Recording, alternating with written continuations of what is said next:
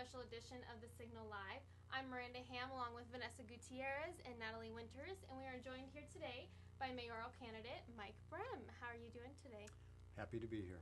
Awesome. Well, we're very glad to have you here. Mm-hmm. Yes, thank you for joining us. So I was fortunate enough to go to Dancing with the Turlock Stars this weekend, and Mike was actually one of the contestants. Do you want to go ahead and tell us about your experience with that? Well, you were with 950 of your closest friends there. I thought it was a fantastic event for Turlock. I had no idea in my wildest imagination that they could pull something off so spectacular in 6 weeks' time. I think it's a credit to the community, and being a part of it was a little nervous at the beginning, but they put me with a wonderful partner, Kelsey, and we just had a great time. We had no expectations of winning, but we did well, and I think we just had a great time. So there's no negatives as far as I'm concerned. Great. Well, congratulations on that. Now to a more serious question. Right. You announced your candidacy in June. What inspired you to run for office? Well, for many years I've decided, many years ago, I decided I was going to stop running businesses the way I have for the last 25 years and commit more of my time to community service. I had no real aspirations of being mayor, but when John Lazar, who has been, I think, a great mayor for the community and a good friend of mine for years, decided that he didn't want to be mayor anymore, he talked to me and he encouraged me to run for mayor. So that's why I'm doing it. It's my way of giving back to the community, and that's pretty simply why I'm doing it. So what is your vision for Turlock's future? Well, I've been kind of involved in the planning process of the vision for Turlock. I've been on the Planning Commission for 14 years, and part of the major charge of the Planning Commission is to develop the general plan for the city. And the general plan really sets the vision for the city and how it'll grow for the next 25 to 30 years. So we spent a great deal of time, over 2 years, developing the general plan, and as always, Turlock is acknowledged as the leader in community planning in our area, so this is just another reason. So now the main charge is we've got the general plan, we've set the framework up, and we have to adhere to that. And that's really the vision, is how do we implement that general plan. There's no time period. There isn't says, well, you have to do this by then. It is a guide, and then as economic forces, other realities set in, then we have the framework to be able to grow. You've mentioned in your website online that you hope to attract new businesses to Turlock. How do you plan on attracting those businesses to Turlock? Well, I won't personally be able to attract them to Turlock, but I think I have a special understanding of businesses. I brought a business here to Turlock 22 years ago, Superb Farms. We could have put this business anywhere in a 50-mile radius of Turlock. We chose Turlock for a lot of good reasons, and I think those same reasons that existed 22 years ago exist today. We've got a welcoming environment by the city. They're willing and able now to attract businesses, which is really important. We've got great infrastructure here in the city, both in terms of certainly sewer capacity. We've got a workforce that's ready and able.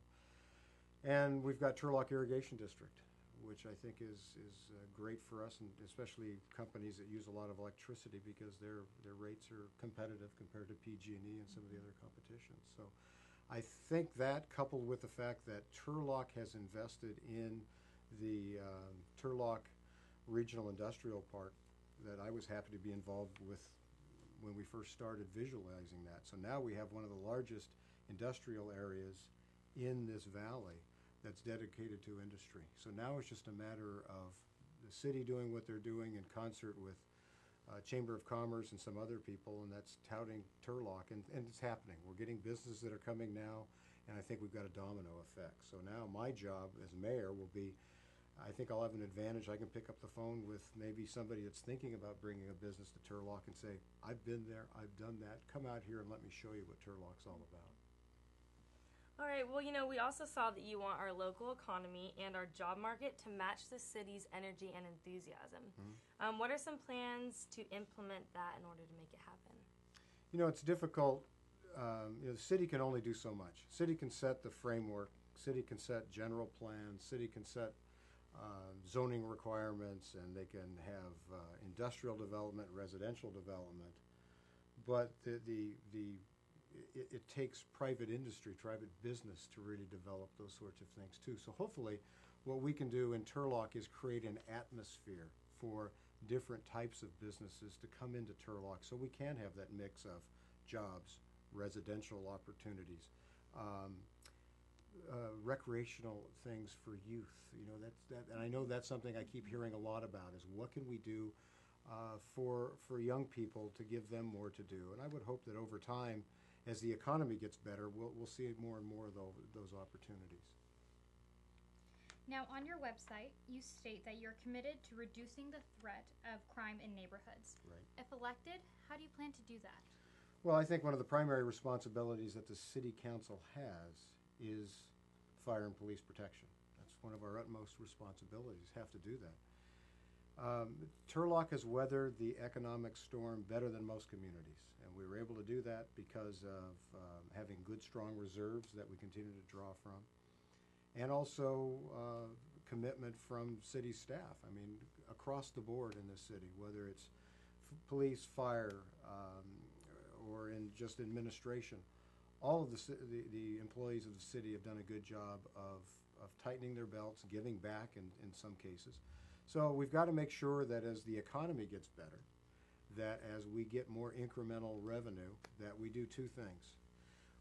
We have to continue to build up our reserves because at some point in time we're going to have another economic downturn. I don't know when that'll happen. If I knew, then I'd be a rich man because I could sell short or whatever I need to do. But we need to do that. So in the meantime, until we can get those reserves back up to where we need to be, we need to do what we can to make the people that have given back, get them back up to where they were before.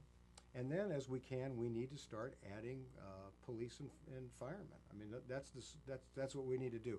But it's an economic proposition. You just can't say today, we're going to add more here, we're going to add more there. You have to do it within the resources that you've got. All right. Well, lately we have seen steps being taken to close the gap between the university here and the Turlock community. For example, the downtown art exhibit that just went on. How do you think we can continue to reduce this gap between the university community and the Turlock community? That's one of my major platforms is, a vision of Turlock becoming more of a college town. And I don't think we'll ever be a college town to the extent that I went to Cal Poly in San Luis Obispo, and there's Davis and Chico and some of those other places, and those kind of grew up around colleges, and the town was already here, and then they built out the fairgrounds, and it's kind of evolved here. But my vision would be to have a much more interaction between the city and the university, because now think of all the cultural events that you have here at the university that a lot of people in Turlock don't know anything about. Concerts and all those sorts of things that people can take advantage of. And, the fact that you're a commuter college here, too. You don't have that many students that actually reside on campus, which presents another challenge to it.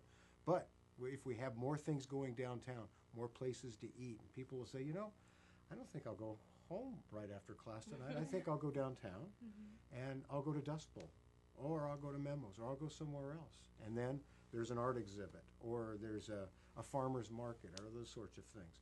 I think Dr. Shealy has been a breath of fresh air. He is so receptive to this, and I'm just so encouraged by it. So as mayor, that's going to be one of my first things, is to see what can we do more. I mean, we've got a local bus system here.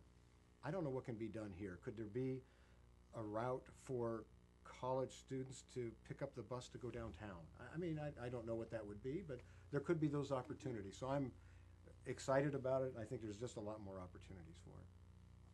Wonderful. Well, what do you think is the most important thing for students here at Stanislaus to know about you? To know about me, That I'm a pretty simple person. I mean, my family is the most important thing that I have. I've got a lovely wife that I've been married to for 37 years, and she tolerates um, things like running for mayor and Dancing with the Stars and some of those sorts of things.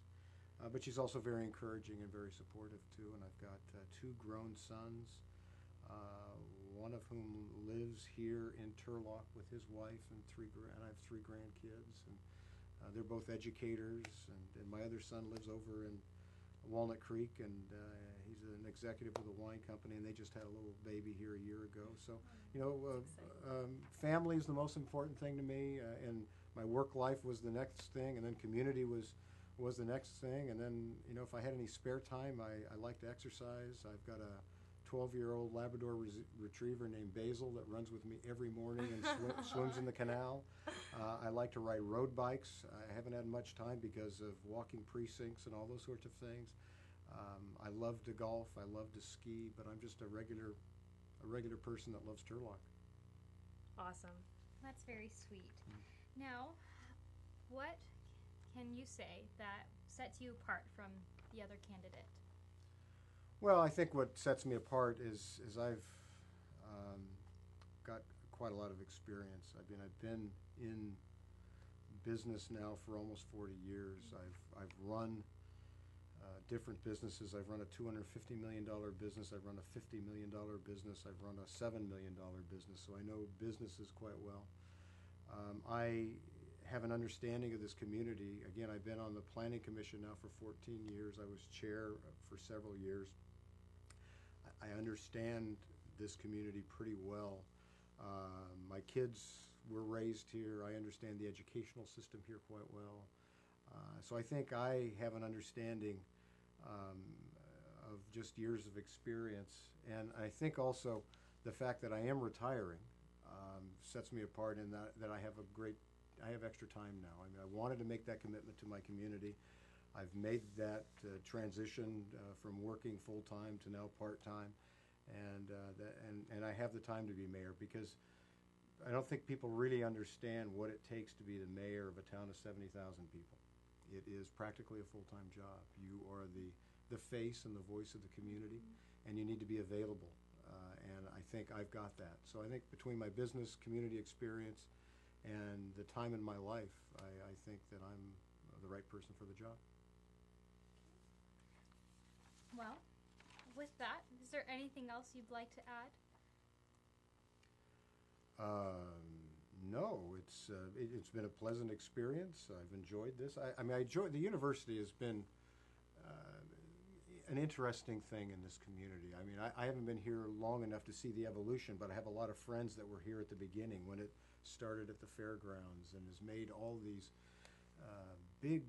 grown by leaps and bounds. And every time I come here, there's a new building. There's something else going on, and it's so exciting to see. It really is exciting to be here. I've had the opportunity to be in front of students before. Dr. Mark Bender was in charge of the Ag Studies program for a long time, and he's a good friend, and he would have me come in occasionally to talk to graduates about my history and opportunities and that sort of thing. So I've always enjoyed the university and what it has meant to Turlock, but more importantly, what it can mean to Turlock in the future. That's what's exciting. Just think about what this is going to look like in the next 5 or 10 years as this community grows, as Turlock grow, and they grow together. I think it'll be just an absolute perfect partnership.